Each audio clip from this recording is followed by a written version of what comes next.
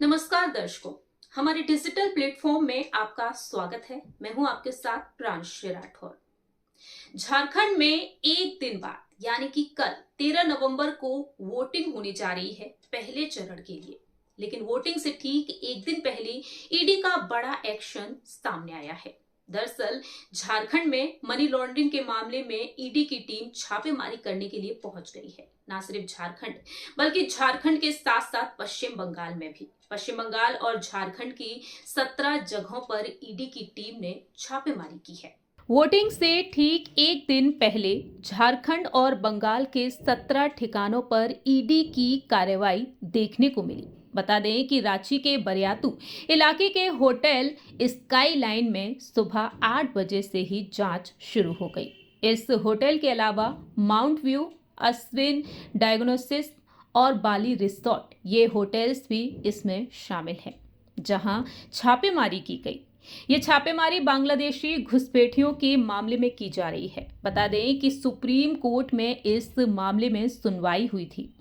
ED ने बांग्लादेशी महिलाओं के घुसपैठ के मामले में एक पीएमएलए के तहत सितंबर में केस दर्ज किया था और तब बांग्लादेशी महिला एक रिसोर्ट में पकड़ी गई थी और अब उसी सिलसिले में ये छापेमारी चल रही है। वोटिंग से ठीक एक दिन पहले झारखंड में मनी लॉन्ड्रिंग रोकथाम अधिनियम के तहत ईडी की अलग अलग टीमों द्वारा तलाशी अभियान चलाया जा रहा है।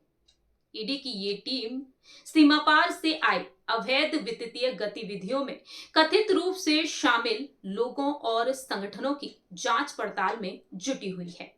बांग्लादेश बॉर्डर से लगने वाले पश्चिम बंगाल और झारखंड में कई सिंडिकेट सक्रिय हैं, जो बांग्लादेशियों को अवैध तरीके से बॉर्डर पार कराते हैं। इनके नकली कागजात और आधार कार्ड एजेंट बनवाते हैं, जिसके लिए इन घुसपैठियों से पैसा लिया जाता है और इसी सिंडिकेट को खत्म करने में ईडी की टीम जांच पड़ताल में जुटी हुई है। ईडी की टीम इन घुसपैठियों के मामले में बहुत ही बारीकी से कार्रवाई कर रही है। एक बड़े खतरे से भारत को बचाने में जुटी है ईडी की टीम।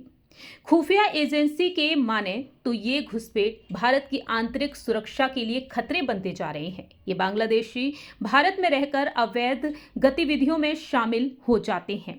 हाल ही में एनआईए की जांच सामने आई थी। वैध बांग्लादेशी आतंकी संगठन अलकायदा के साथ मिलकर भारत में ही आतंकी वारदातों को अंजाम देने की कोशिश रच रहे थे।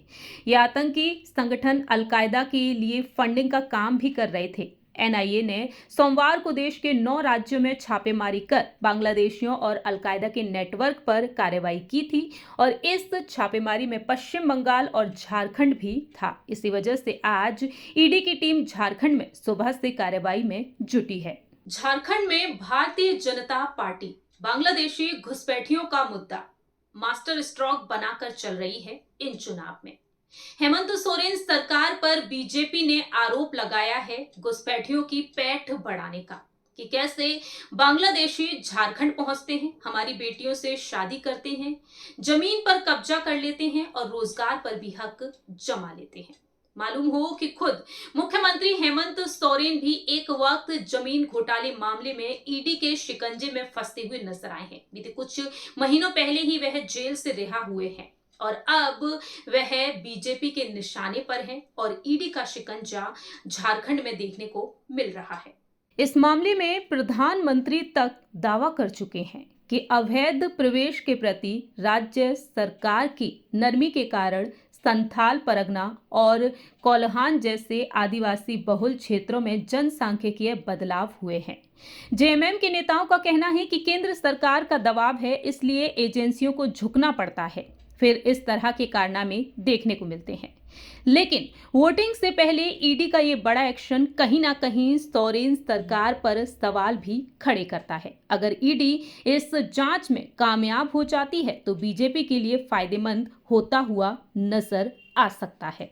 अब देखते हैं कि कल यानी कि 13 नवंबर को जब झारखंड में पहले चरण के लिए 43 सीटों पर वोटिंग होगी, वहीं 20 नवंबर को दूसरे चरण के लिए 38 सीटों पर वोटिंग होगी, तो नतीजे क्या कुछ सामने आएंगे।